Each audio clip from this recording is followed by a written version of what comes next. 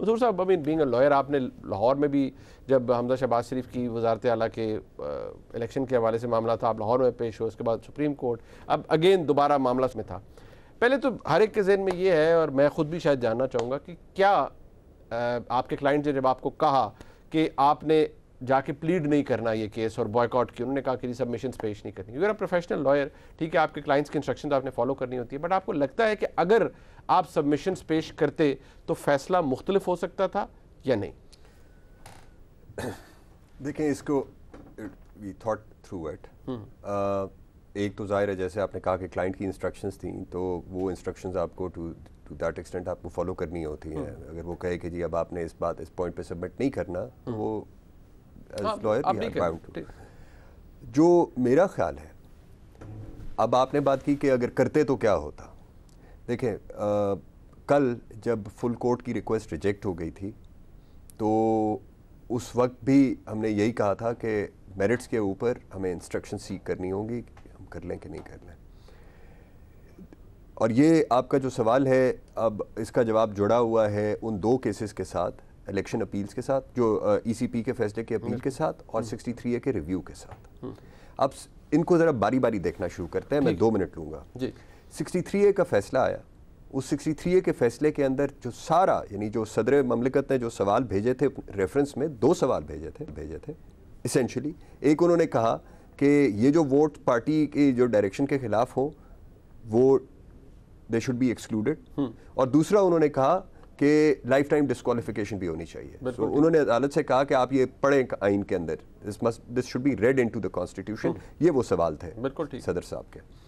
अच्छा, इन सवालों के जवाब देते हुए अदालत ने 2 बातें कही। उन्होंने कहा कि vote shall be disregarded and not counted, ठीक, और दूसरा उन्होंने कहा कि जहाँ डिस्क्वालिफिकेशन है वहाँ पे पार्लियामेंट लॉ ले आए, 63(1) के नीचे लॉ ले आए, ठीक है। सो ये बात उन्होंने की कि ये वोट एक्सक्लूड होगा, डिसरिगार्ड होगा। ये आइन में लिखा नहीं हुआ। हाँ, नहीं लिखा नहीं होगा, इट्स नॉट, वो सिर्फ डी-सीट होने तक। और उसका जो पहला इफेक्ट है वो हमें नजर आ गया कि एक पॉलिटिकल इंस्टेबिलिटी क्रिएट हो गई।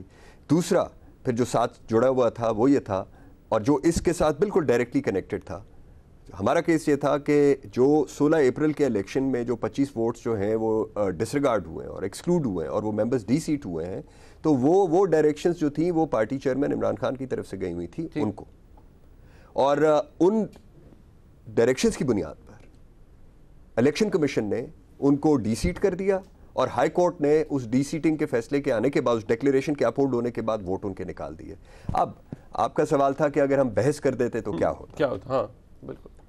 देखें, वो इंप्रेशन बेहतर ना होता इस फैसले का, लॉयर आपको देखें, ये हमारे ये क्लाइंट की कॉल थी। उनका ख्याल ये था कि वो ये फुल कोर्ट को सुनाना चाहते थे। ये अगर जब वो इस्तदा मुस्तरद होगी तो उन्होंने कहा कि बस नहीं करना, but somehow I can assume कि आपके भी शायद जहन में ये है कि शायद नतीजा फ़र्क ना होता। नतीजा मेरा ख्याल है, क्योंकि वो जो हमें पहले दिन का इम्प्रेशन था वो कुछ ऐसा ही था। और दूसरा ये है कि देखें, वो आपके, मैं अब वैसे बात कर देता हूँ कि क्या होता क्या है। लेटर ऑफ द 63A(1)(b) बिल्कुल पार्लियामेंट्री पार्टी की बात करता है, और दूसरे एंड के ऊपर पार्टी हेड की बात करता है। ठीक है।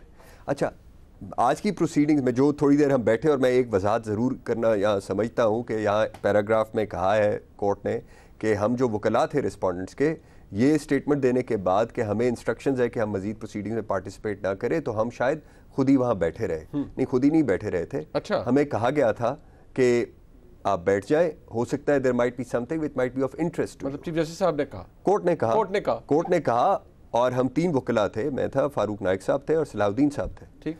हम 3 फिर वहाँ बैठे, सिर्फ इस बात पे बैठे कि हमें कहा गया था कि आप बैठ जाएं। सो ये जस्ट टू क्लैरिफाई कि ये ऑफ आवर ओन अकॉर्ड, आप एट योर ओन नहीं बैठे, आपको कहा गया था बैठे, and obviously we could not, I mean अगर कोर्ट हमें कहेगी तो हम बैठेंगे, बिल्कुल बैठेंगे। बट एक बात जो इसके अंदर हुई, क्योंकि मैं चाहूंगा कि मैं जरा इसको मजीद इसकी सियासी मामलात की तरफ भी लेके चले, लेकिन एक बात जो आज हुई कि वो उन 25 डिफेक्टिंग कैंडिडेट्स की अपील का जो इलेक्शन कमीशन के अंदर फैसला हुआ है, और इमरान खान साहब के लेटर हेड के ऊपर, वो जो पार्टी हेड की डायरेक्शन के ऊपर, डिक्लेरेशन के ऊपर वो सारा मामला हुआ है। अब उसके खिलाफ उन्होंने अपील सुप्रीम कोर्ट में की और वो पेंडिंग है। आज उसका भी जिक्र हुआ, और जनाब जस्टिस एजाजुल हसन ने फरमाया कि बहुत सा उसके बाद काम हो चुका है, बहुत सा पुलों के नीचे से पानी गुजर चुका है। तो इम्पैक्ट करेगा ये फैसला भी अब उसको, क्योंकि लोग ये कह रहे हैं कि इससे तो बेनिफिट करना चाहिए उन डिफेक्टिंग कैंडिडेट्स को, बिकॉज उनकी अपील मंजूर हो सकती थी। एक तो अब मैं बिल्कुल समझता हूं कि अब उस अपील को तो एक किसी और बेंच को ही सुनना चाहिए। इन रिमार्क से बात तो बिल्कुल नहीं सुनना चाहिए, वो बिल्कुल पास्ट एंड क्लोज ट्रांजैक्शन नहीं है। कॉन्स्टिट्यूशनल राइट ऑफ अपील है ईसीपी के फैसले के खिलाफ, 63A क्लॉज 5 के नीचे राइट ऑफ अपील है, वो कैसे पास्ट एंड क्लोज हो सकता है जब अपील पेंडिंग पड़ी हो? बिल्कुल ठीक।